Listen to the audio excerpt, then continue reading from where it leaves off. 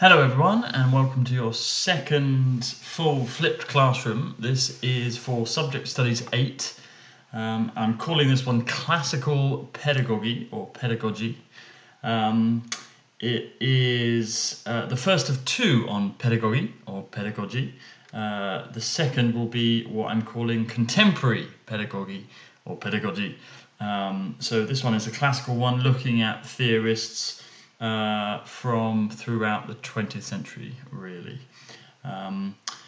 Before I begin properly, a few things just about this video. First is it is designed to be interactive, so I'll take you through it in a second, but I do expect you to be taking notes during this session. It would be very useful for you to do so, and it is the first step in you processing the information that I'm going to give you. Secondly, I very much consider this to be a stimulus or an introduction to a range of educational theorists, and it's really down to you to explore those that you're interested in or those that you feel that you can learn most from in terms of application to the classroom. It's down to you to investigate them more. I will highlight particular texts, and there is a big reference list at the end. Now, you could be forgiven for thinking that almost every theorist we look at today has little relevance to you. You know, they are all old white men. But I think that slightly misses the point in that what their theories are thinking about and considering are young people, how young minds develop and how young minds and young people learn. So, in a sense, although the frame for this session is the theorists themselves, it's actually all about the students. So it is, equally as important as a session on special educational needs or autistic spectrum disorder or multilingual or bilingual learner needs. It's in the same camp as that, and yet this will apply to all the students you meet and all the teaching you ever do. So there we go. Next up, I'm going to take you through a few texts that you might find useful. First of all, some generic texts which are sort of recommended. These are in the recommended reading lists, I think, from the course welcome letter. Preparing to teach in the secondary schools is a really accessible, generic reader for all teachers of all subjects. Chapter 4 is particularly good about how students learn. A similar chapter in Learning to Teach in the Secondary School, chapter 5.1 by Diana Burton. Let me move this out of the way. There we go. A couple of specialist books on educational theory. I find this one by Aubrey and Riley to be the best, particularly in terms of classical theorists. And a few more that I'll cover today, actually. I'll cover 9 different theorists today. But in this book they cover a few more. I like the fact that they give some background to the theorists because context is all important. They then outline their theories, and then they give both strategies for the classroom and a critique of the theories as well. So that is really useful if you're looking, particularly as we go forward. Your assignment 1, the portfolio you create, the report that you write around that, asks you to focus on 1 or 2 theorists in the way that you construct a series of lessons. So a book like this might be very useful.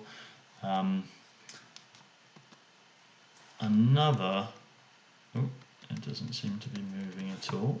Let's have a look what's going on. Yeah, there we go.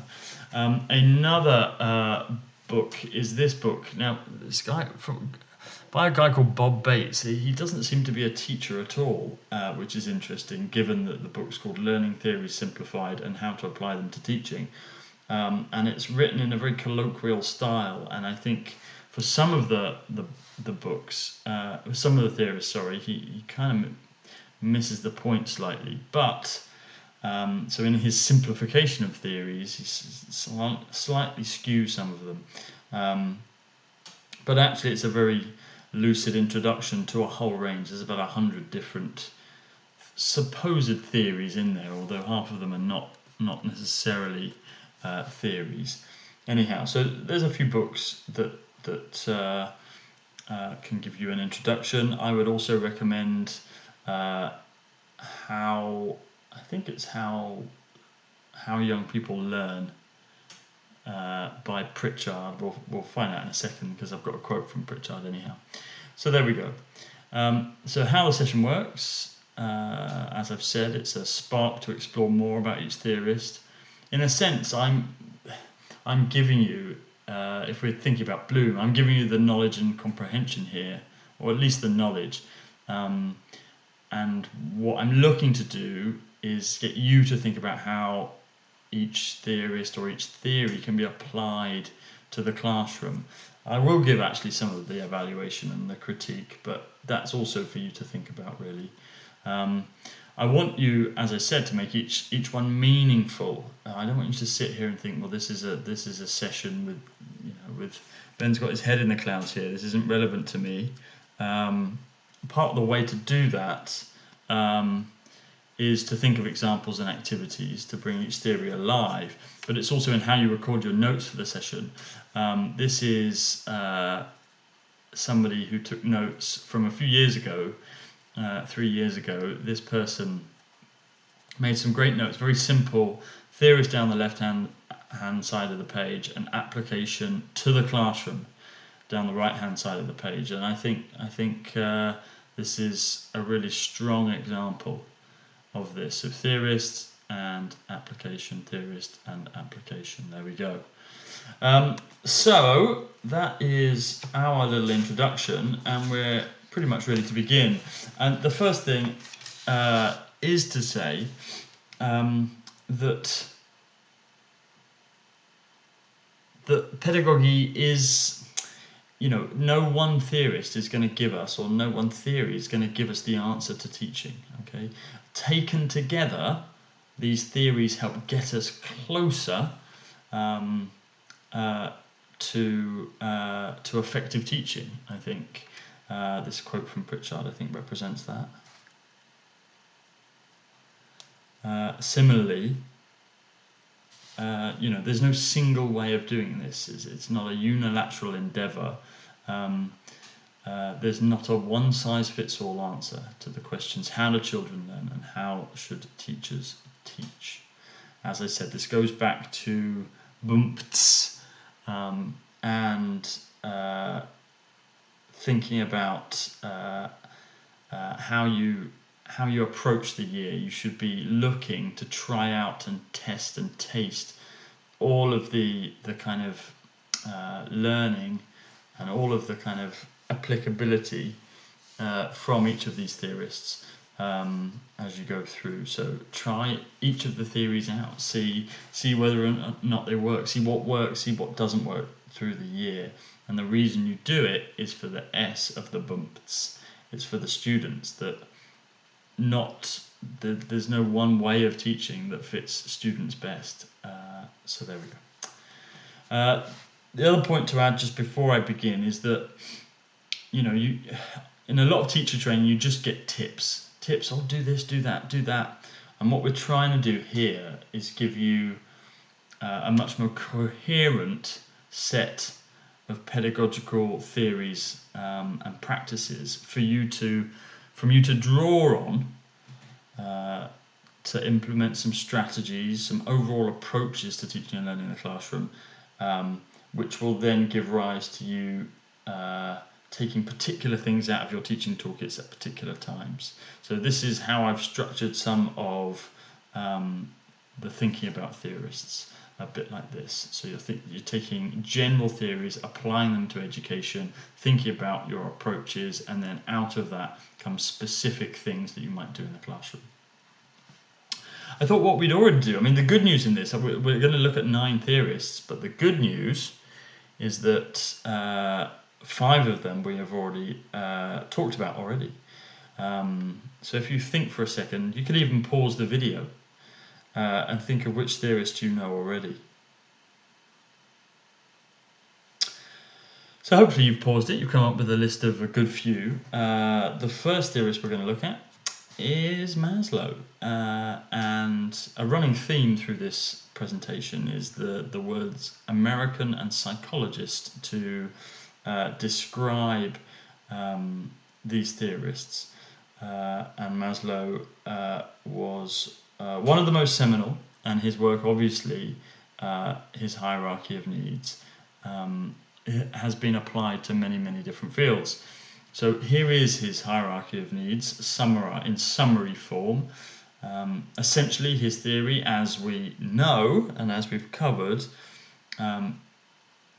divides human needs into 5 different large categories. And his essential take on this is that you need each level to be satisfied before you can move up to the next. Okay, so first your physiological needs need to be met. That's having enough food, having enough water, being well in yourself need to be satisfied before you can then consider safety needs and shelter needs and things like that. Before you can move up to belongingness, love, esteem, and finally self-actualization. And I think the top 2, possibly in a social sense, belongingness, maybe the top 3, have direct relevance to education. Education is a social endeavor. Students want to feel that they belong to both the school and the classes that they learn within. They get a huge amount of esteem, or otherwise, or their self-esteem can be hugely damaged by their experiences of school. And finally, self-actualization, if that is the realization of one's potential, as I think Maslow defined it as, that's a big aim really of education, is to enable students to discover their talents and to develop them in a way that helps them realize their potential. So anyway, so there we go. That is Maslow's hierarchy of needs. I want you to think about the consequences for the classroom of that. We've already, I think, done a little bit of this in the class, in the session. So just press pause and think about how Maslow's theory can be applied to the classroom, to your practice as a teacher. What would you change, or what would you do because you know about Maslow's theory? Now, with each theorist, I'm going to talk a little bit about criticisms of the theory, and in Maslow's sense, a lot of the critique is about the linear nature of it, and how surely it must be possible to satisfy some higher needs even without others. So you can surely realize your educational or career, professional potential without having a partner, or what have you, as my example shows. And there is an element of subjectivity in this. What exactly is meant by notions of self-actualization, and what have you. So there's a couple of criticisms of Maslow to think about, but certainly that notion of linearity, that you have to fulfill one to achieve the next, to begin to achieve the next, is highly contentious. In my personal opinion, surely a model where these needs run concurrently is perhaps more apt.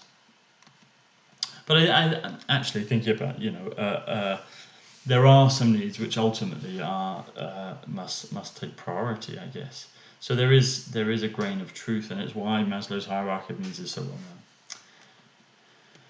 So if we think back to that structure that I mentioned earlier, we think about general theories of mind and society, So in Maslow's sense, we prioritize the satisfaction of needs sequentially. If we think about the pedagogical theories of teaching and learning, well, his theory essentially said that students need to be healthy, safe, and emotionally stable before they can best learn or learn best. Fine. So our strategies in the classroom need to be very student focused. So we need to be aware of what needs students have, and then build the kind of environment where students can feel safe and secure and have those base needs met, so that they can much more realize their potential. And a particular and it's not the only one, it's just an example of therefore something to apply to the classroom, is to take disruptions to student needs seriously.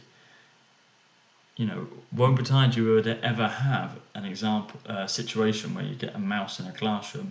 It has been known, even in classes such as mine, in reputable institutions. But you need to take these threats to the hierarchy of needs seriously. And if you're standing on the table shrieking at a mouse because there's a mouse running around, you're not going to be able to learn. So these needs need to be addressed. So there we go. Our second theorist, and I'm sure you had this on your list, is Benjamin Bloom, who died just before the turn of the century. He was a seminal educational psychologist and led a significant group of educationalists to investigate really what it means to understand things. Okay, so to unpick the cognitive domain. Anyway, as I think I mentioned in an earlier lecture, he identified 3 domains of learning: cognitive, affective, and psychomotor. And he created a taxonomy, so outlining what progress looks like in each domain. The cognitive domain had 6 different categories, and I've got a task for you now. Is essentially to put these in order of increasing cognitive difficulty according to Bloom. I don't mind if you do Bloom's original taxonomy or the revised taxonomy, but here are 6 categories, and I want you to pause this and put them into order of increasing cognitive difficulty. Go!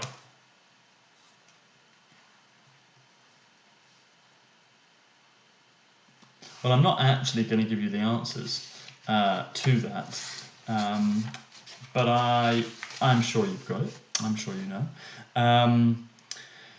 It's important now to think about the consequences for the classroom, and unlike Maslow, I'm going to take us through some of the consequences for the classroom, because I think Bloom is so seminal and so important for our practice. It's important to kind of nail this and really focus on what it can offer our teaching practice. So we begin with a nice little quote from a book of Dylan Williams. Teaching is hard because it has to be designed backwards.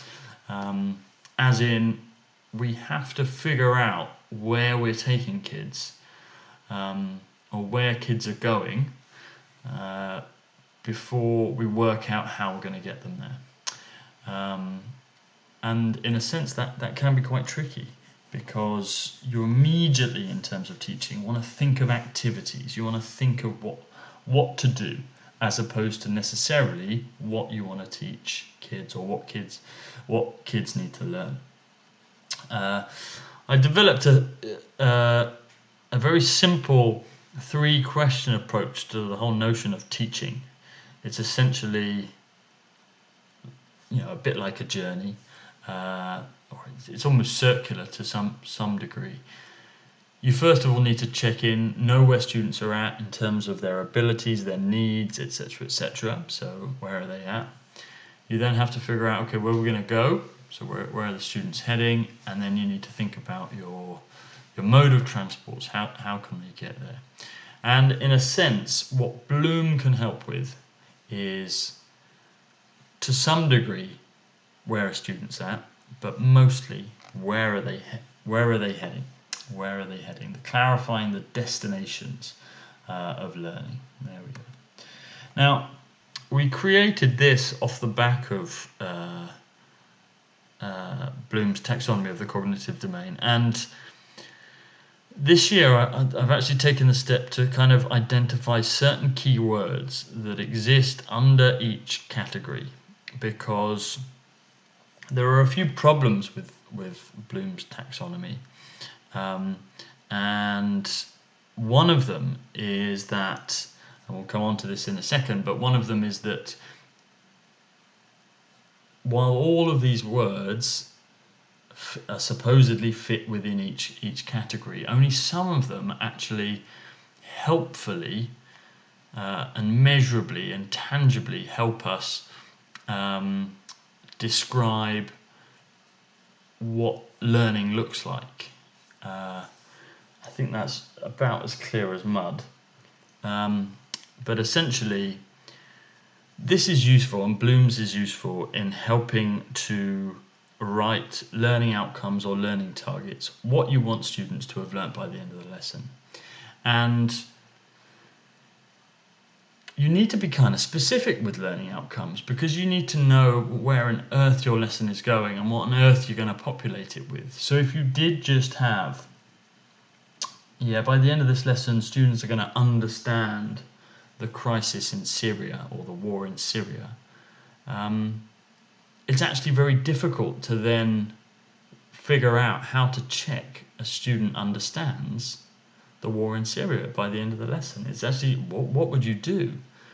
Whereas if you actually break that word down and figure out, okay, well, what does that mean? Maybe they would be able to explain three reasons why the war in Syria began. Okay, so you could check by the end of the lesson that they could give you 3 reasons, 3 explanations for why the war in Syria began. Okay, so that's your first thing. That would be the first element of a learning outcome for that lesson. You might have 3, you might have 5 learning outcomes, but what you're doing is you're breaking down that word understand or that word know, which are kind of not very measurable. And suddenly you've got a learning outcome, or what I would call a learning target. Explain 3 reasons that led to the war in Syria. Means that you can check, do they know 3 reasons by the end of the lessons, or the 3 most important reasons, by the end of the lesson. So it allows you to create an activity to check whether or not they've learnt stuff by the end, and what have you. So I hope that kind of makes sense. I'm blabbing on a bit, but anyhow. There are some important problems with Bloom. So although it is a very useful tool, and this you will come to know, I think the words in orange is my take on which words are most useful, because they are more measurable at the end of a lesson or at the end of a learning unit, like a limo learning unit or whatever. But here's some issues with it. First of all, obviously, it's somewhat subjective in terms of its wording. You'll find that some of the words here actually appear in a number of different categories, which makes you think, whoa. So you can see examine. Examine is in the analysis column here, and it's also in the evaluation column here. And there are words that their meaning is very subjective, and it's not clear exactly where they fit. So I would try and avoid using such words. Where are we going? For teachers, it's also the second point. Let's talk about that. The cognitive difficulty often depends on the context. So it's not always the case that whatever the topic, an evaluation kind of task or outcome is harder or more difficult than a comprehension or a knowledge task. If I was to say describe the structure of the European Union, or evaluate whether or not the UK should leave the European Union, I'm not sure. I think everyone could have a go at evaluating, certainly post-Brexit. It's still a difficult question, but is it harder than describe the inner workings of the European Union and how it works? I'm not sure. So you need to be careful that you're aware of context, and it's not always the case that just because you have an evaluative question, it is actually harder. So that's one issue with Bloom. For teachers, now it's really easy to confuse learning outcomes and activities, and that's important. So when you're writing your targets for your lesson or your learning outcomes, you need to think, well, what do I want students to be able to do, able to do by the end of the lesson? What do I want them to have learnt from doing the activities? Okay, and let's give some examples. So if we want them, let's have a look. So one of the problems here, if you look in the synthesis column, okay, write is very much an activity. So write an essay on the effectiveness of the United Nations as a peacekeeping institution. Okay, that is very much an activity, and actually what you want to do is have them evaluate, critique, and justify what they think about the UN as a peacekeeping institution and the effectiveness of it. You want them to make a judgment. Sure, first of all, they need to be able to explain it. They need to apply some examples. They need to compare and contrast some of those examples, maybe with some successes and some failures of the UN as a peacekeeping institution. So what you need to do, if you're ever in a situation where you're writing a learning outcome or a learning target that has got it's activity based, yes, they are writing an essay, but actually what they're learning, as I've said, is to describe, explain, apply, compare, contrast, critique, evaluate, and justify their opinion, make a judgment at the end. So it's these smaller things that they're learning, which is why, again, I've highlighted the ones, hopefully this is helpful for you, that I feel are much more measurable and much more tangible in terms of learning outcomes, rather than these others, which are much more about activities. So there we go. I've put a question here without a question mark. Are some synthesis tasks actually that demanding? So again, you could go back here and design a poster, let's say. Says nothing about the quality of that poster. Surely everyone can design a poster, but actually, again, it's about what you're wanting them to do within that to show that they've learnt. So just because it does say synthesis doesn't mean they're necessarily synthesizing to a high level, if you see what I mean. So there we go. There's some critique of Bloom's taxonomy, and again, let's put everything up here. I think the important thing here is, again, what do we use Bloom's taxonomy for? It is very useful for writing and differentiating learning destinations, and that's learning targets or outcomes. I generally use the word targets because I think that's really accessible for kids. They know what a target is. Okay, your 3 targets for this lesson are A, B, C, boom, boom, boom. Whereas teachers get really mixed up and confused by learning aims, learning questions, learning outcomes, learning objectives, learning intentions, learning destinations. Blech, okay, I quite like Blackfen's approach. They have learning questions. I think there's a few issues with it in the sense that, because if you just have learning questions, It doesn't necessarily help you dig down into exactly what you want kids to be able to do by the end of a lesson. Yes, answer the question, but do you want them to explain? Do you want them to justify? Do you want them to compare, contrast, differentiate, etc., etc.? So having a big question and then the learning targets answering that question, I think that's a helpful strategy going forward. And then an example tip or not strategy, because that's up above. An example action for your teaching toolkit would be to ensure lessons have outcomes appropriate to the abilities of students. So, for example,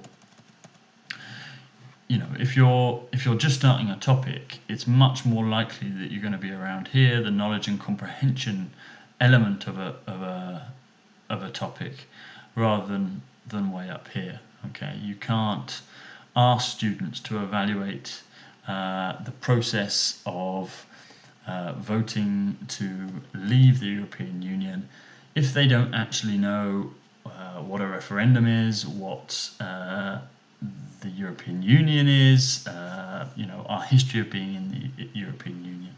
So you do need to organise these sequentially and developmentally. So you can't just you have to ensure that if you are, by the end of the lesson, gonna ask an evaluative question, all the relevant information and the relevant cognitive skills have been developed in order to help students answer that question. So there we go. I'm just trying to think where we go next. Actually, this is a bit of a puzzle where we go next, because do you know who this is? Do you know who this is? Do you know what the connection between them is? Do you know who this is? Well, as you may have noticed, they are all Skinners, and this leads us on to Skinner. Boris Frederick Skinner, an American psychologist, author, inventor, and social philosopher, and he was from what is termed the behaviourist school of psychologists, and the behaviourist school of, I guess, educational psychologists as well. And I just want to, as a quick aside, differentiate the two. If a maths problem was being posed to a class by a school, let's say this teacher here is reading out a list of numbers, 17, 24, 237, 15, 31, to a class to add up together.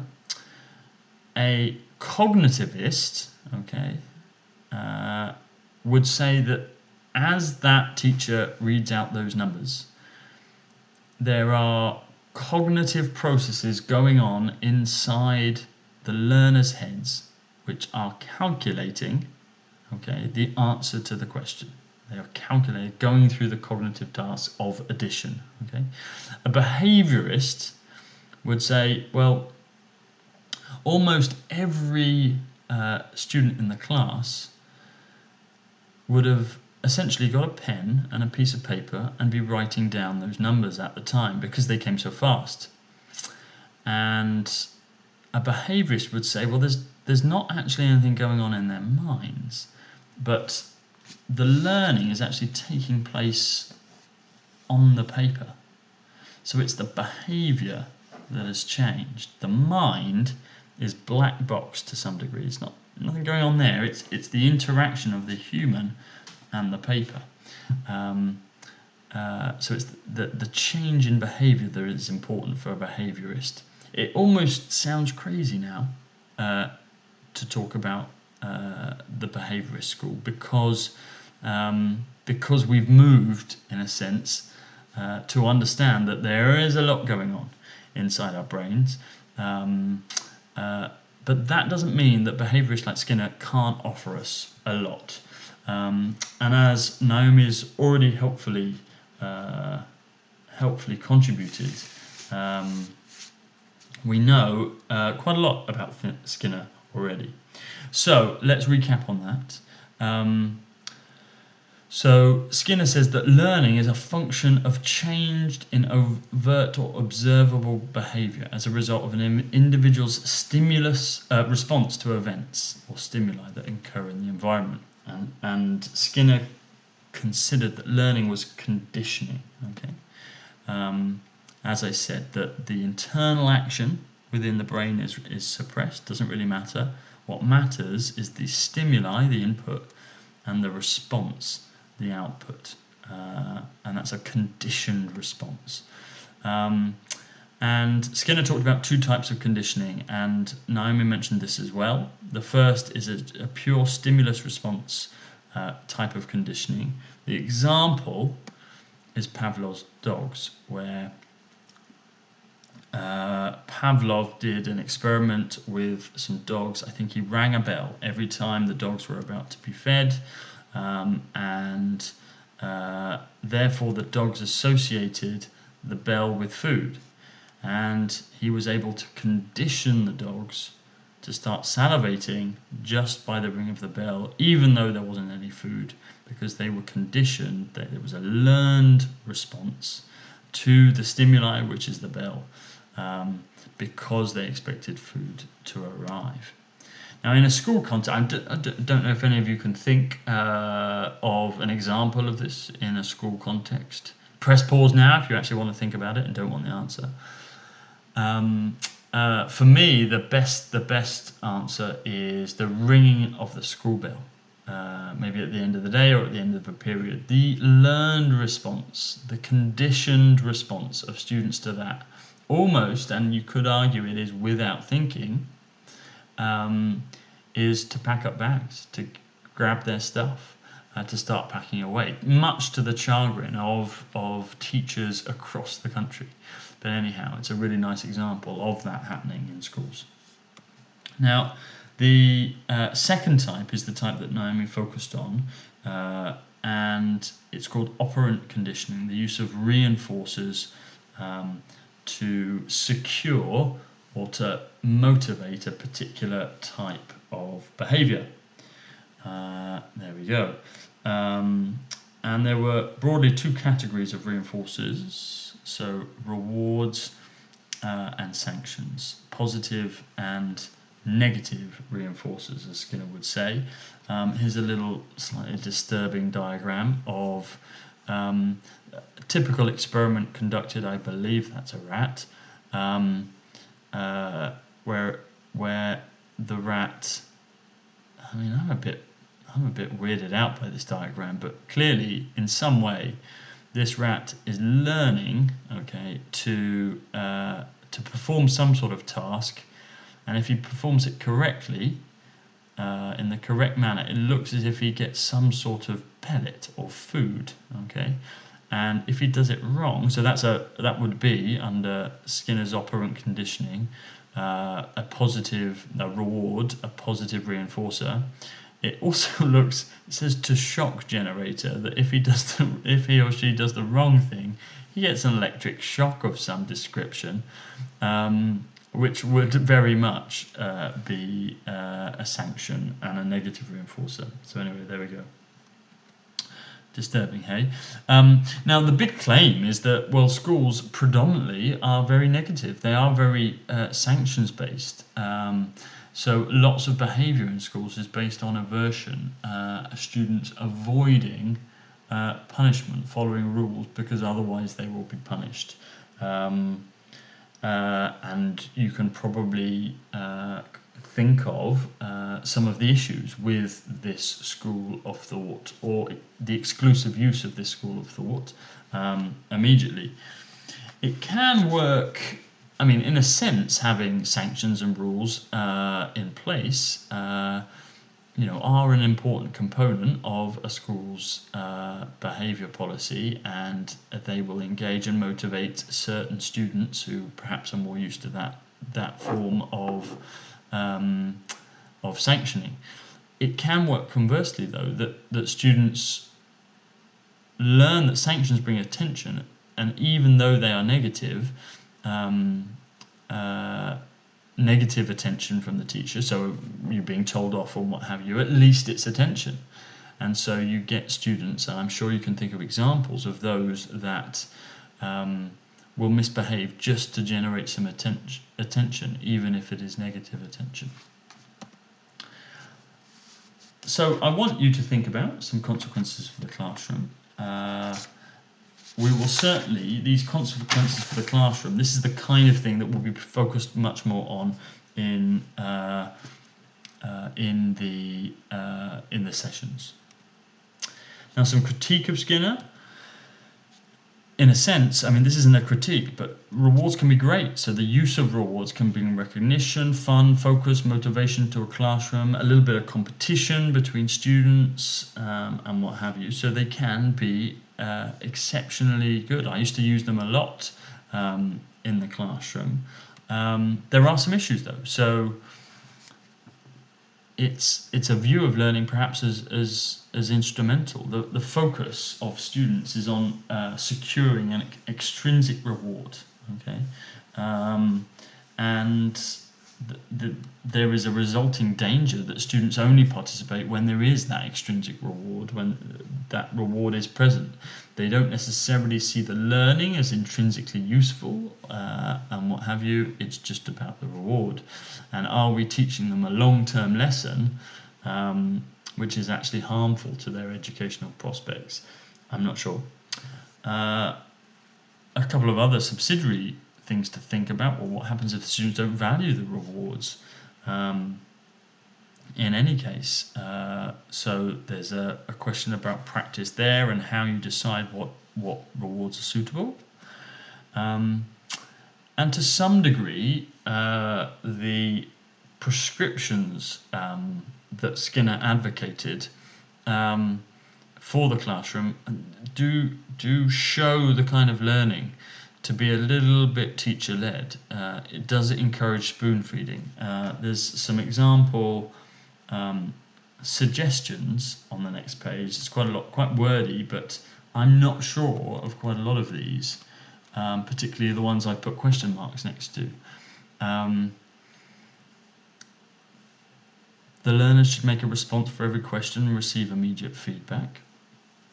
Try to arrange the difficulty of the question so the response is always correct and hence a positive reinforcement. Well, I'm just not sure about number 3. Should the response always be correct? Are we to embrace mistakes in some senses and see them as crucial stages on a path to learning? I think I've put question marks next to the 4th point as well. Behaviour that is positively reinforced will reoccur. I think that's very context dependent, but anyhow. So there we go. There's a few other things to consider. I'm just going to pass through this.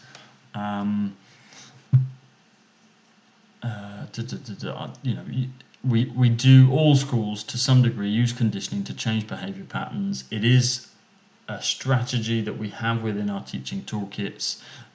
It can be as simple as using praise, so long as the praise isn't too common and is associated to actual improvement or effort. An example tip or action in the classroom would be trying to catch a student who may normally perhaps misbehave a little more than others, catching them on task and then praising that student. In this case, naughty Ethel, catching them on task and then offering some praise. Obviously, you'd have to think about, if you're using praise as a reward, you have to think about the student and whether or not, you'll always hear the adage praise publicly and sanction privately, but sometimes that really doesn't work. Some students really don't like being praised publicly. Most, I believe, generally would, but you have to think about age groups and particular students. Anyway, there we go. The next theorist we're going to think about is Vygotsky. We've done quite a lot of thinking about Vygotsky. Now, he was of the cognitivist school, okay, so he thinks that things are going on within the brain, okay, and he is labelled a social constructivist, okay, and constructivism is a school of cognitivism, okay, which says that we construct meaning ourselves, okay, through based on our prior knowledge and based on our new experiences or new inputs and what have you. We construct knowledge. It's based on what we know already, and it's based on our conceptual understandings and what have you, and we build it, okay. You can probably then predict what a social constructivist would then think in terms of the process of constructing that new knowledge and meaning. As we know, Vygotsky is big on learning with and from others. Learning with and from others. So, in a sense, we know this already, so it's just a recap. Social interaction, he said, plays a fundamental role in cognition development. He says every function in the child's cultural development appears twice. First on the social level and later on the individual level. Between people, interpsychological, and then inside the child, intrapsychological. And an example of this, I mean, it occurs at a very base level. I think it's obvious, you know, when you're learning as a child the rules and norms of living from parents or carers. You know, as a child, you don't know that it's not the done thing to go and get all muddy and love it, and what have you. And so you might go and do it and be rolling around in the mud and maybe eating a bit of that mud, and it's actually only until you're told not to that you may stop doing that. You didn't know it before, you may stop doing that, and then when you see someone else doing exactly the same thing, you might well, as a young egocentrical little tyke, go up to them and tell them exactly what's what. So you've internalized that thought, which didn't begin inside of you. It began as a social phenomenon from another adult or another young person. So there we go. We've probably thought of consequences for the classroom quite a lot already, in terms of think, pair, share, and allowing students the opportunity to discuss with peers before being asked to give opinions, whole class, and what have you. So various collaborative consequences here. So it's all about building student opinions through social interaction and also building confidence and what have you. But I think we've covered this enough. Where I want to take us now it all comes at once here, is to think about his other major contribution, and it overlaps with what we know about Vygotsky already, okay? So he developed this notion of something called the zone of proximal development, okay, the ZPD. He said it's the gap between what a child alone can learn and what that child can learn with others. And he said more capable or more knowledgeable others. And it's a teacher's job to maximize the potential of that zone, okay? So more capable peers in collaboration with more capable peers. So we've got a little example, I think. Here we go. I don't know why that is there. I don't know what this is, but anyhow. So there's the level of a pupil working alone. This is the amount of learning that student can engage in, or the amount that student can learn by learning through or with a more capable adult or peer, i.e. a teacher or a peer with a bit more knowledge. So there we go, the zone of proximal development. We're going to do in the classroom some activities, so I'm going to zoom through this, don't worry about that. But essentially, let me go back actually, what strategy Vygotsky says was necessary, okay? Why is it that a more knowledgeable or capable other, a teacher or someone else, can enable a young person to learn more than they could unassisted? Vygotsky said it was something called scaffolding. Okay, scaffolding. There we go, scaffolding. And you know, I inherited this page, and I'm really not happy about the page because I think this is a rubbish definition. But anyway, scaffolding, a term for the activities that help the pupil achieve the goals they could not achieve alone. Great. Okay, I think almost all of these are pretty rubbish examples. So making the task simple is rubbish. That's just taking it down to the lowest common denominator. I think this one is useful. Demonstration of a task, modeling a task, that is a form of scaffolding. Breaking down the goal state into smaller steps and tasks, that's a nice example as well. So perhaps these two here, I think, are probably the best examples of what I would call scaffolding. I'm going to take you through now some different examples. So here we go. Definitely modelling, and I think I really like this I do, we do, you do model. I think it's a really good one. I only came across this very simple image today, but I think it's one we should all imbibe as teachers. I do, so maybe you do a quick example for the class. You do an example together as a class. So if they've got 10 questions to answer, you together as a class answer the first question, so they develop that confidence, and then you get them to do it, and what have you. So there we go. I do, we do, you do. So modeling is not just about showing an example, it's about working through an example, that's the we do, before they go and do their own. Breaking a task down, I think this is a nice example for it, how the different elements of the tasks, the assignments, add together to enable you to complete a 5,000 word essay here on the course. So we have various different sessions, academic writing masterclass, an essay plan, and then the first part of the essay, a workshop, and then the second part of the essay, and then the full essay. So it builds up, you break a task down. That's a nice example of scaffolding, but I would say that. Questions and questioning. You'll have seen when we visited Blackfen some really good questioning in some of those lessons, helping to guide students towards new knowledge and new understanding, thereby increasing their zone of proximal development for those students. And there are many different questions. These are some maths-based examples, but some of them are nice and generic, to guide students towards that further learning.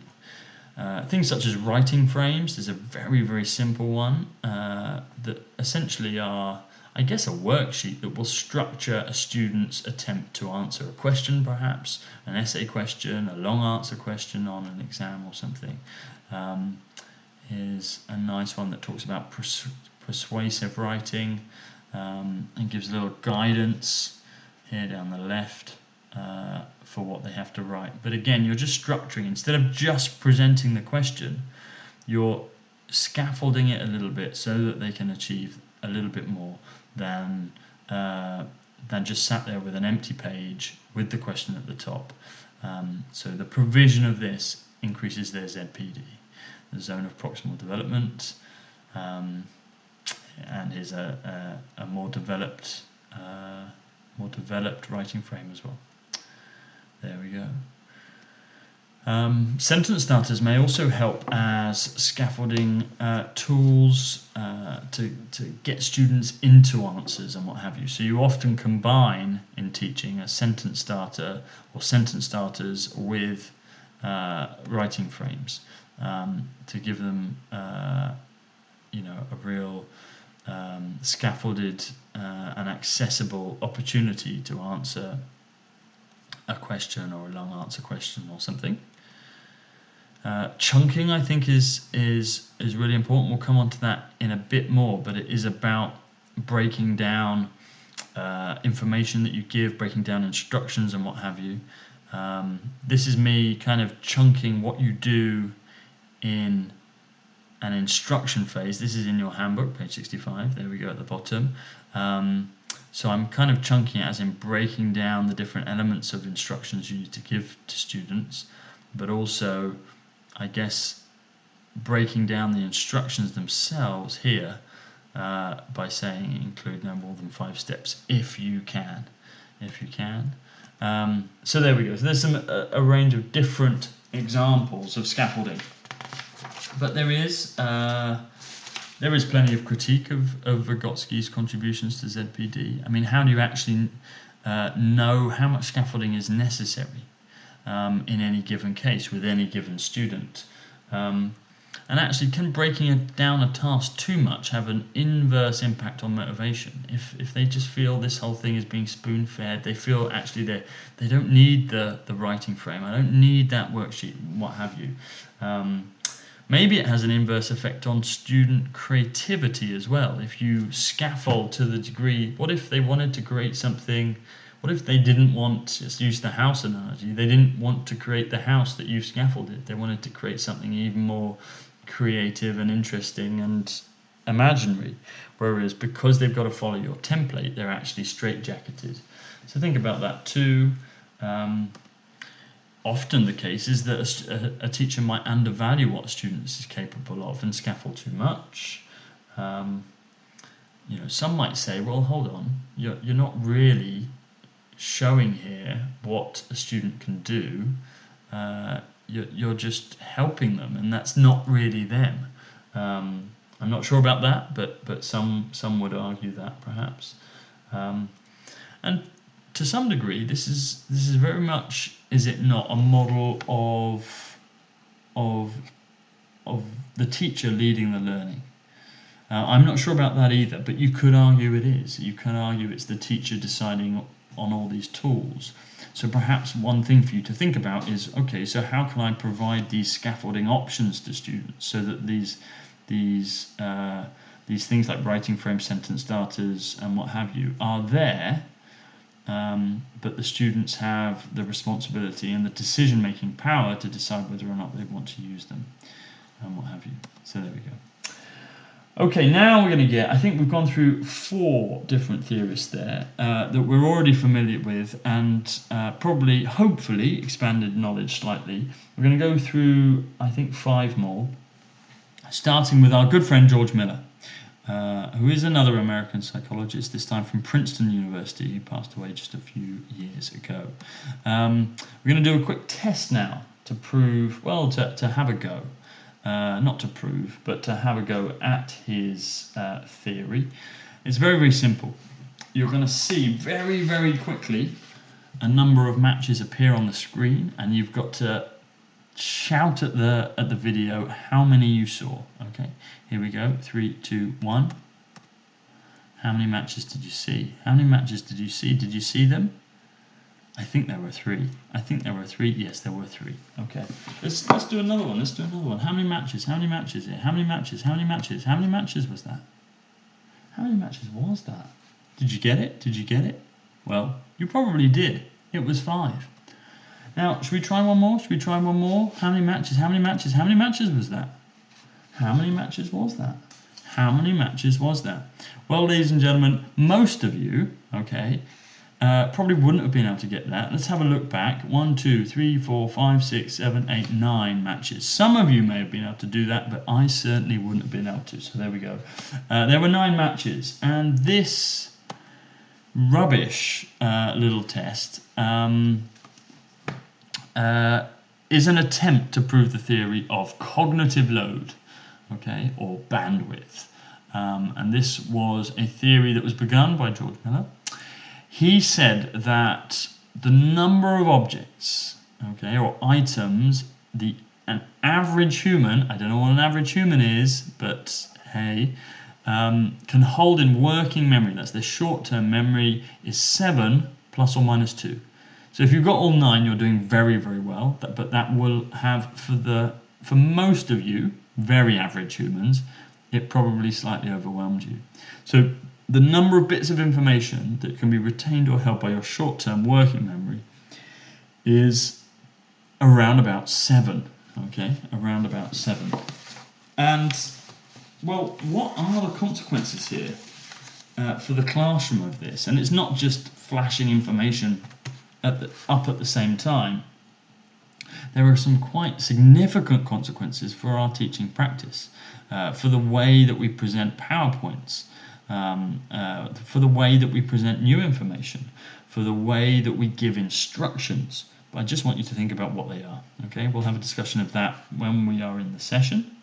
Again, I think in me trying to break down up here instructions to an activity and me recommending that you should have no more than 5 steps to any given activity instructions, that's an attempt, I think, to chunk information for students and not to overwhelm them. So there we go. Now, a little bit of critique of Miller. The evidence is, quite frankly, somewhat shaky as to the adage of 7 plus or minus 2. The actual research that he conducted was based on audio tones, and so it doesn't directly lend itself to a teaching and learning context necessarily. So literally there were different tones that were played and people had to differentiate between them. And then others would say, well, hold on a second, you're just trying to recall and distinguish between kind of atomized pieces of data, and is that actually learning, or is that something else? Is that something else entirely? But anyhow, I think bandwidth and cognitive load theory is applicable. It's certainly applicable to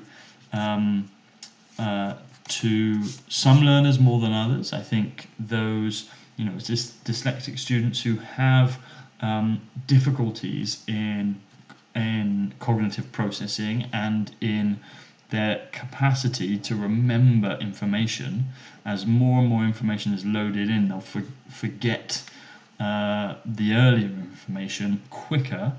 So I think perhaps bandwidth is very applicable. So think about the consequences for the classroom there. Yes, I think we've got some obvious examples here. So you can have a look at that. You can press pause if you want to. Our next theorist to think about is very much a cognitivist.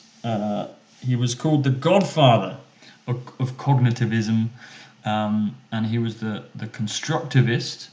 So a firm believer that young people and learners construct meaning based on their prior knowledge and based on the new information that's coming into them. Was the Swiss clinical psychologist who worked in child development. His subjects were his own kids. He had 3 kids at the beginning. Jean Piaget. And he had quite a significant impact on the world of education. And we're going to investigate some of his theories now, his 2 main theories. So he was interested in cognitive development as a child grows and ages. And he settled and developed a theory that young people go through 4 developmental stages through their life up until roughly the age of 15, 16, 17. And these were those. First, it's a sensory motor stage from birth to 2 years old, where you're developing reflexive motor skills. You're reacting to the world around you and beginning through touch, through taste, through sense, through smell to develop patterns and understand the world through those reflective motor skills.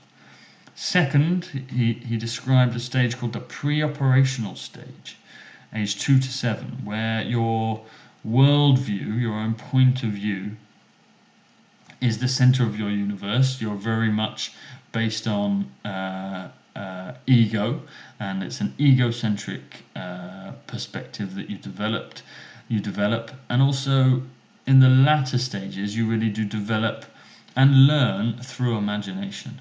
Okay, so the importance of role play for young kids.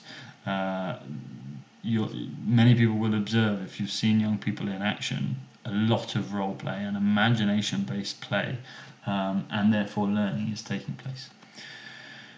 The third is what Piaget called concrete operations, age 7 to 11, where you can begin to consider multiple points of view, though you still do consider abstract concepts difficult. An example of this was he was saying, you find, I think it's this stage that you find the notion of conversion difficult. It's either this stage or the stage before. Forgive me for not knowing and not having my notes directly in front of me. But by conversion, he meant if you had 2 beakers full of water, exactly the same amount of water, and then in front of a young person, and then picked up one beaker and put it into a much wider beaker, and therefore it looked as if it had less volume than the other, or it looked as if it had less height than the other, that young person wouldn't be able to distinguish and wouldn't be able to tell you that it had the same amount of water. Now, to be honest, that sounds like a pre-operational stage to me, age 2 to 7, but somebody out there can go and check that, and I'd love to hear the answer. Anyhow, so that was Piaget's concrete operational stage, age 7 to 11.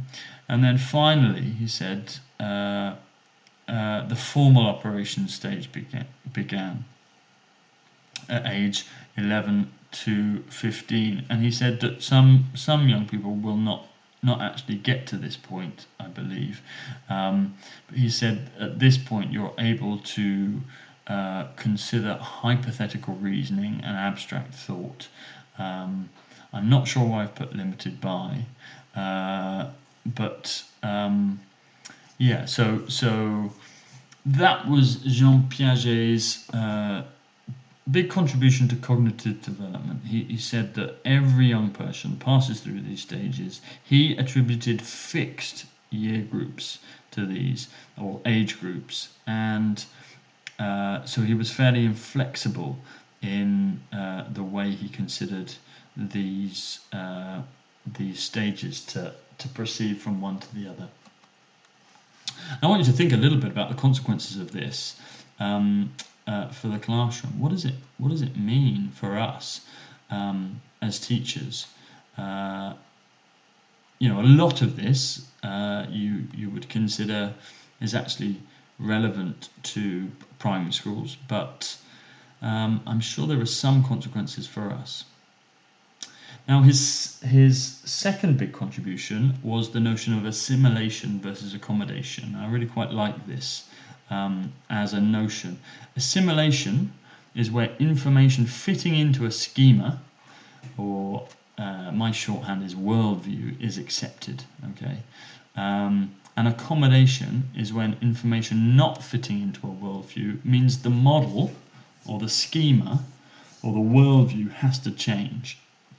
Okay, an example, and I quite like this example. When I was about 4 years ago, one of my sister's children, Rafi, was sitting at the dining room table, and Rafi was only 1, bless him, and he loved sugar, did old 1-year-old Rafi, and he'd always make for the sugar bowl.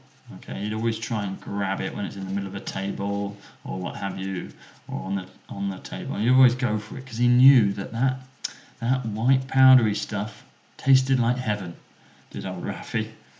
But then one day there was a bowl, and I'm not sure why. Why would you have a bowl of salt on a table? But anyway, it was salt on that table, and he went for that bowl as if it was sugar.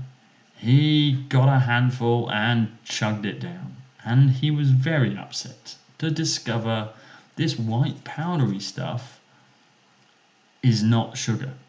So, first of all, his schema about white powdery stuff is that it tastes great. So any white powdery stuff he's going to grab and consume.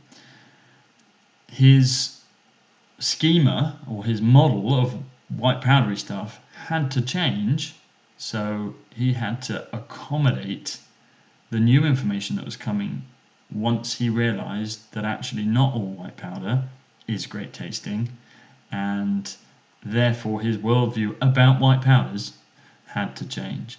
So there's a little example. I think we've got some other visual examples. Here we go. This kid has a schema or a worldview about hard objects. Yeah, there's hard objects. You can bang them quite successfully. Look, it's fun. You can take any hard object and you can bang it and it makes a noise. There we go, but it retains its shape. That's my schema, my model, my worldview about hard objects. But hold on. So he's assimilated. Well, actually, if I go back to A and B, in A, he's got that first shape. In B, he's got B, so he just assimilates that. That goes straight into his schema because it fits. C, he's got an egg, he smashes it. Whoa, hold on. Not all hard objects you can bang and they retain their shape and they don't break. I've got to accommodate this into my schema, into my model, into my worldview about hard objects. They may not all retain their shape and make a nice loud bang. So there we go. There we go. And there's a little bit of explanation. You can pause if you want to read through that. A few more examples. You can read at your leisure just by pressing pause and go through those. A few examples of accommodation and assimilation. The question I had here, actually, at the bottom of this page, it says, relating Piaget's two theories, accommodation is limited by what? So I want you to have a think about that. Can you relate the two theories? The first about the stages of cognitive development and the second about assimilation and accommodation. And I guess what I'm trying to get at is, well, is there something that is limiting one's ability to change one's worldview according to information coming towards you? So have a think about that. A quick critique of Piaget. Sample size and bias for his research. Well, he did his first research. He traced those stages of cognitive development based on his three children, his own three children. So the sample size was small and the potential for bias was large. Again, as I said, he believed in a fixed nature, the fixed processes, the fixed age groups of cognitive development, and surely something more flexible is actually true. Not all students, not all young people develop at the same rate, at the same time, and so much is actually context dependent. As we know, we hear, many bits of research that come out to say students from particular backgrounds are actually far above or far below average cognitive ability by a given age. So I think this is slightly outdated now. And also Piaget was very much an individualist in terms of how he saw children learning. He saw them learning generally in isolation. He wasn't a social constructivist like Vygotsky. And I think he therefore ignored a lot of the context of learning and how young people learn. It wasn't a holistic model as such. So there we go. So I want you to have a think about some consequences for the classroom, particularly a citizenship classroom. What kind of reasoning, discussion, etc. can young people enter into at given ages within the classroom? And I've clearly put, what have I got here? I've got a summary of example strategies and actions for the classroom that we might take as a result of Piaget's theory. Next, we're going to look at Jerome Bruner, who is the so-called American pioneer of the cognitive revolution. So again, he was a cognitivist and a constructivist. His work overlaps with a number of theorists we'll look at today. And I think you'll like some of what Bruner came up with. So here's a nice quote to start off. Knowing how something is put together is worth 1,000 facts about it. So if you were to pause this video right now, you could probably predict from this what kind of teaching and learning Bruner may advocate. What kind of teaching and learning may he advocate? Well, there are a number of key principles that come out from Bruner. So here we go. The first is all about students' readiness for learning. Okay, instruction must be concerned with the experiences and contexts that make the student willing and able to learn. I think that's a bit of a brain fuzz, to be honest, that sentence. But his big take is that the students just need to be connected to what you're going to teach. And if they are connected to what you're going to teach well enough, it doesn't really matter what age they are. But if you connect them well enough, they'll be ready to learn in some sense. And this was one of his more famous quotes. It was all about being ready to learn. Okay, ready to learn. The next bit, and this is important for I think curriculum design, curriculum planning. So he said, well, instruction must be structured so it can easily be grasped by the student. And therefore he said, look, as a student develops, and some of his theory overlapped in a sense with Piaget, as a student goes through different stages of development, they can grasp and are capable of understanding a level of complexity which is increasing every time they encounter it. And so therefore he kind of suggested this notion of a spiral curriculum, spiral organization to learning.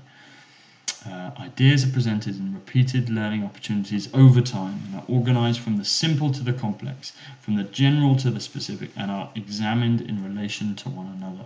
I found this little diagram online. I'm not sure about it, but I quite like the 1, 2, 3. Students revisit a topic, theme or subject.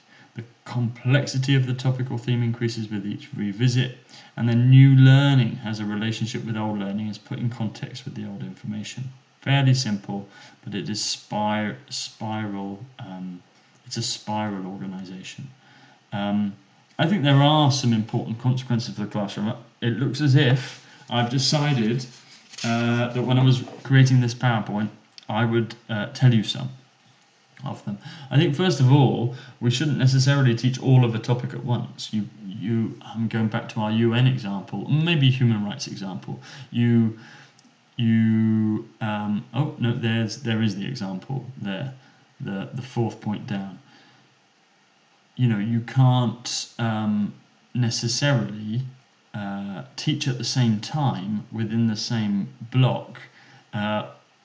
Something much lower order, i.e. define a human right, what is a human right, and something very difficult, very complex, very evaluative, such as the question posited here, how well have global institutions protected citizens' human rights in the last 50 years?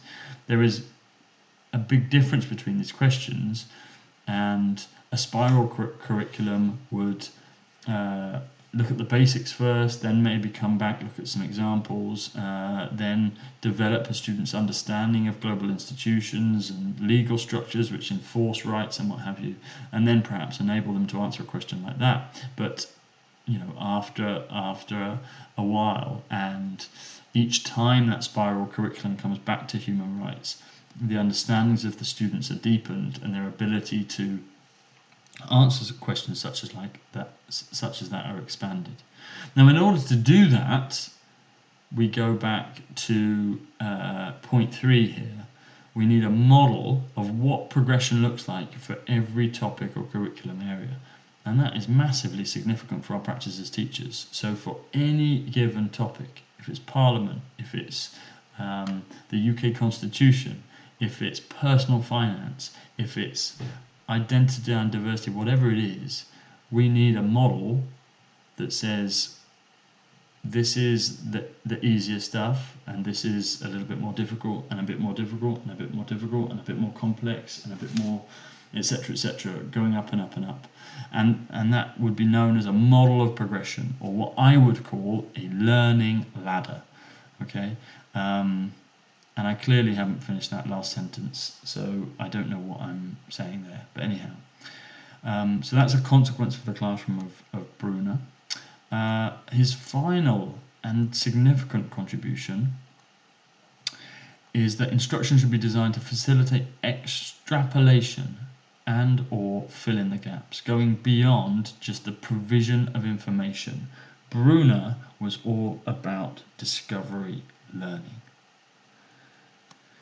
And a nice example of this is, I think that he gave, was that he did a little test with two different groups of students. One group was given a lecture on the theory behind urban planning, and a second group was given a map and charged with planning their own town, and they obviously had discussions and thought about where the best locations for residential areas, industrial areas, services, public services, hospitals, schools, etc. were best placed. And I believe then Bruner then tested them on their knowledge and recall and what have you.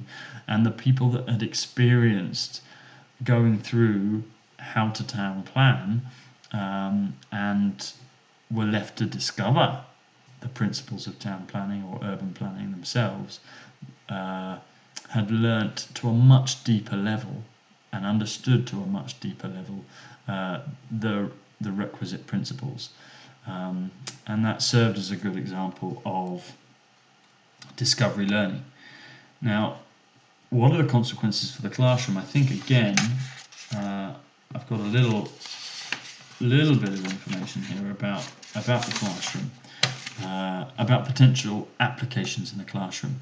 I don't know if you have come across this, but in 2007 there was a very famous TED Talk and by a guy called Sugata Mitra, and essentially what this guy did is I think a professor now at Newcastle University, but he put some computers in a wall in some slums in India, and the computers had some programs running on them, and students or young people essentially taught themselves how to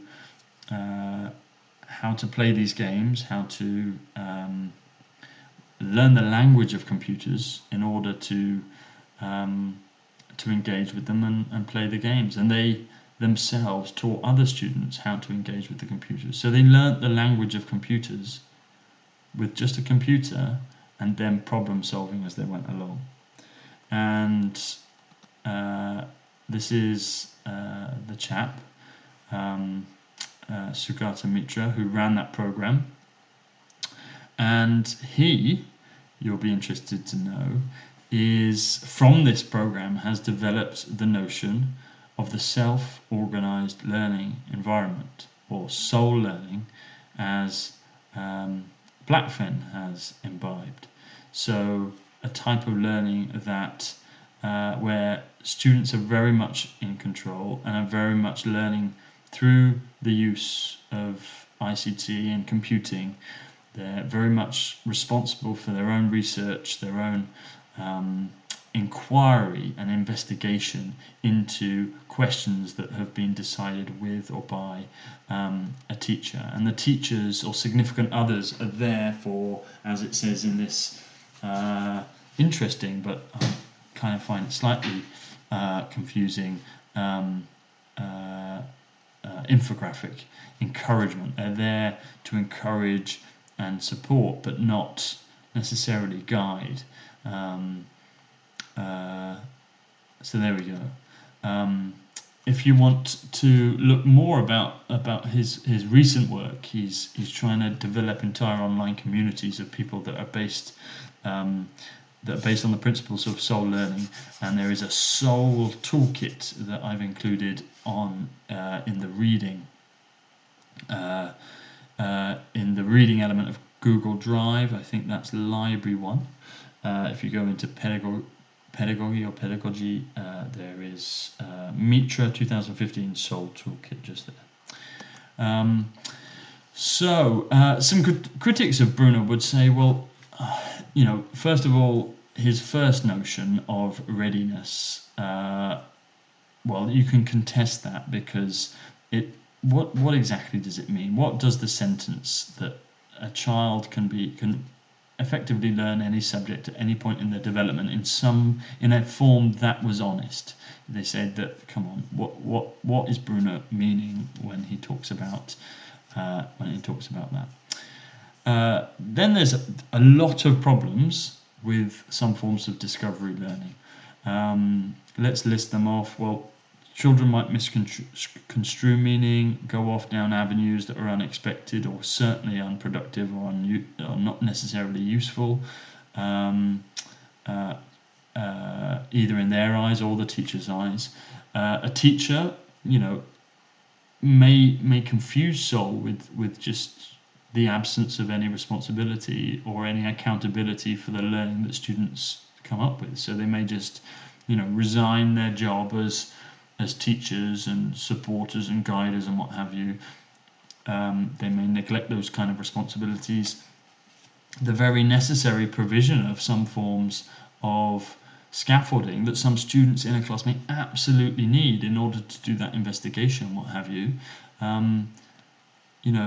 A teacher might just turn around to some students and say, well, you're supposed to be soul learning. I'm not going to help you. This is your own discovery. Well, that may just not work for a whole load of students. There we go.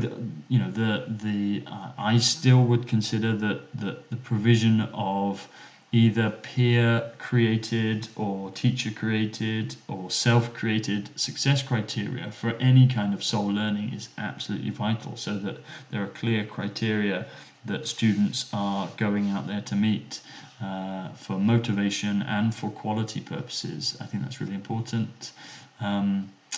Maybe there's some stuff that is just not appropriate to learn via discovery learning. Maybe there's just some content, and I can think of plenty that it would be much more efficient and much more beneficial to learn through other methods, dialogic methods with teachers, or even more didactic methods with teachers. A few other things obviously are listed there. So there's a few critical points about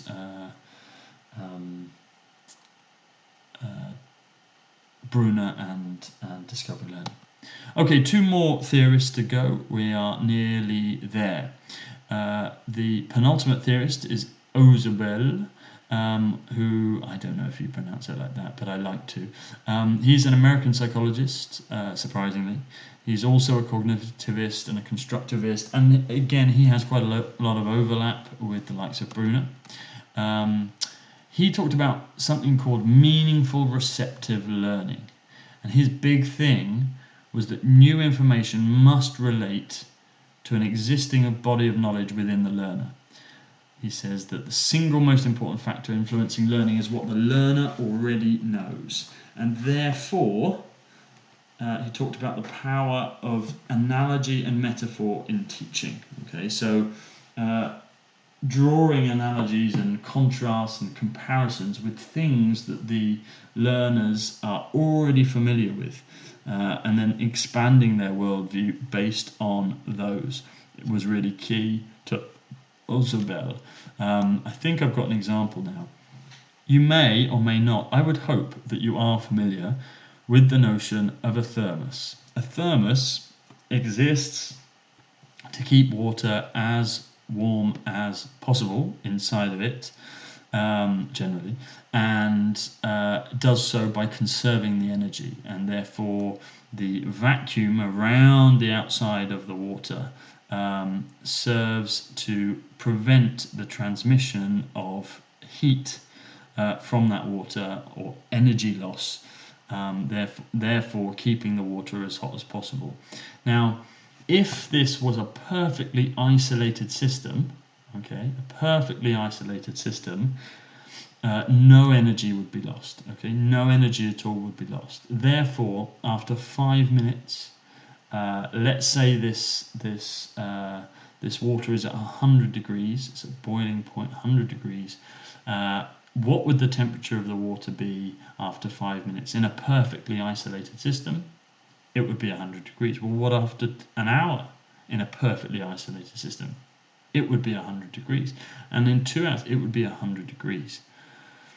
And the reason for this is the first law of thermodynamics, which is the law of conservation of energy, that the total amount of energy in any isolated system is constant over time. Okay, total amount of energy is isolated over time. And the fact that energy is lost in a thermos tells us that it is not a perfectly isolated system, that the vacuum around a thermos is inefficient to some degree. Okay.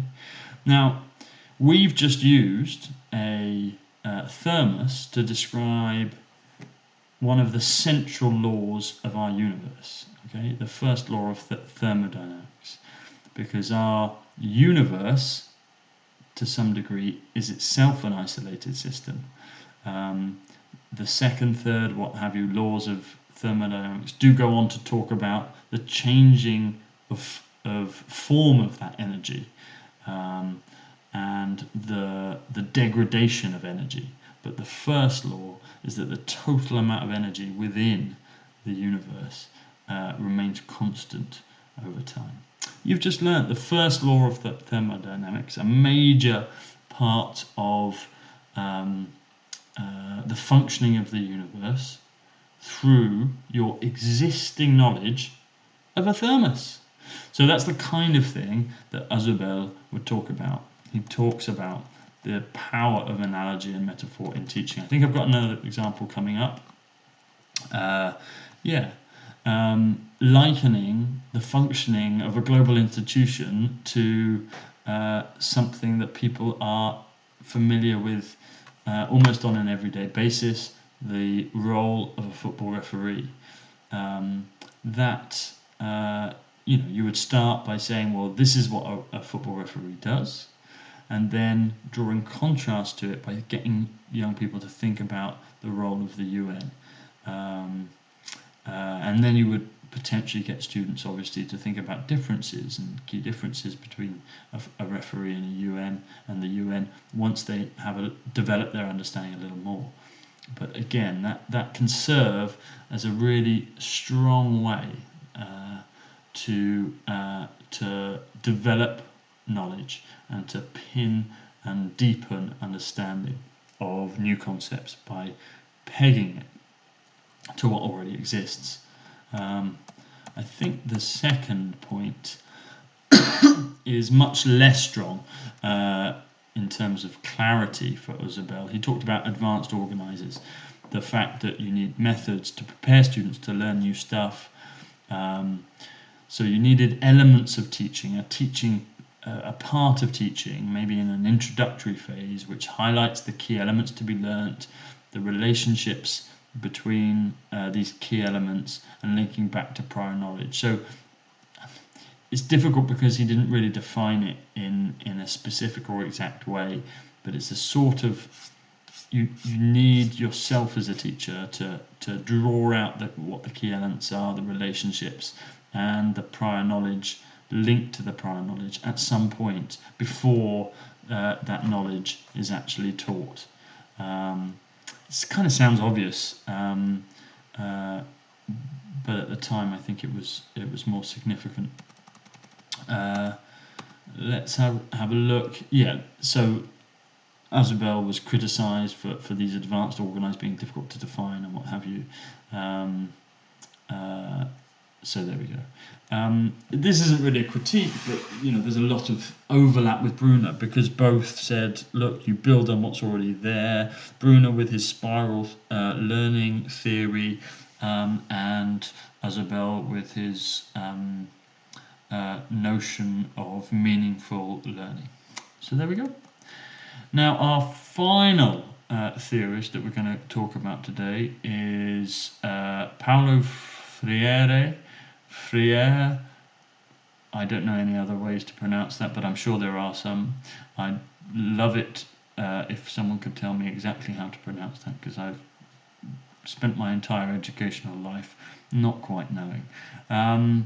So he was a Brazilian educator and philosopher. He worked in adult literacy programs in Brazil. He was actually born to a wealthy family, but age 13, through the death of his father, actually experienced quite significant poverty in his life, and from that moment on began to develop an understanding and a realization of what education is and whose ends it serves. He is a significant educator, and there are many out there, but a significant educator who said that education is in and of itself a political act. And I think I've got a couple of pages that are going to try and explain the contribution of Freire to pedagogical theory. His big critique of so much of education was the notion of banking education, and I think this cartoon is a really nice summary of it. So if you want to pause it and think what's happening in this, who is the person standing up, who is the person sitting down supposed to represent in this diagram, and try and make it what you will before we move on. Well, Freire said, look, the teacher's role is to deposit knowledge. The teacher is all powerful and has the content to be disseminated and deposited in the learner. And as you can see by the expression on this learner's face, they are passive objects. They are the recipients of pre-packaged information, which is decided not by them, it's decided by an other. Teachers, perhaps, maybe those in higher positions, determine or ordain what should be received passively by students who need to just kind of consume it and accept it. He called this assistentialism, where the learners have no responsibility in this process. They don't take any active decisions at all within this process of education. And the result of this is something that Freire described as magical consciousness, a passive and unquestioning take on the world about its injustices, and unquestioning. They don't really think about those injustices, I guess, because they haven't been taught to critique the world and think about the world critically in a problem-posing way. And he says that this is magical in the sense that it traps people within structures of oppression, of which a banking educational system would be one. So that's his big stinging criticism of so much of the education system, particularly the education system in 1960s, 1970s South America. He then, as an alternative and as a massive contrast to his notion of banking education, posed the alternative that is problem-posing education. And he said that in problem-posing education, it's all about dialogue. It's about dialogue between a teacher and student. It's about both learning through the process of discussing and critically reflecting on their circumstance and things that are meaningful and real and have an impact on their daily lives. And the result of this is both ownership and action on the part of the learners, it's a state of critical consciousness that they result in. So it's much more teacher with student. Students are active subjects. They're not objects anymore. They are supposedly critical co-investigators, and they're in dialogue with the teacher. And they're investigating topics of real relevance to students, not preordained topics that have been decided by others with very little relevance to the students. So that was the notion of problem-posing education, and Freire particularly played out this. It's not a theory in a sense. He in his work in adult literacy, he got what he called cultural circles of adults learning language, but by discussing key issues of the day with the learners, such as inequality, such as access to be able to vote, and what have you. And eventually initially his views were widely challenged. He was outcast, but then later he was welcomed back to Brazil, and enjoyed made a significant contribution to educational practice within the country. Now, there's a lot that you can critique Freire on, and this is not exhaustive. And I think I've gone on long enough, so I'm not going to repeat all of these. I'll just put them up, and they are things and questions for you to think about. That's in terms of banking education, and this in terms of problem-posing education. These are the kind of questions that I hope we find some time to discuss in our first session on planning and pedagogy, which begins on Friday morning. And I think, well, apart from thinking of some consequences from the classroom as a result of Freire's approach, I think, yes, that brings us to the end of our slideshow and the end of this presentation. I'm just going to have a look to see how long we've been going on for, quite a long time. So I'll leave it at that. All the best.